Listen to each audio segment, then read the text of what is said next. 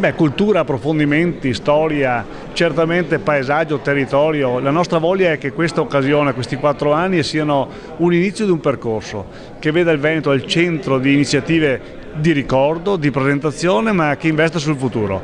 Noi vogliamo che sia veramente un'occasione, come altri paesi europei hanno fatto, perché un episodio, una storia, una memoria diventino anche occasione economica, turismo, rivoluzione del territorio, paesaggio, bellezze.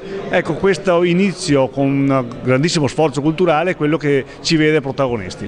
Ecco, ci sono 100 iniziative, veramente sono tantissime le iniziative, ne vuole ricordare qualcuna?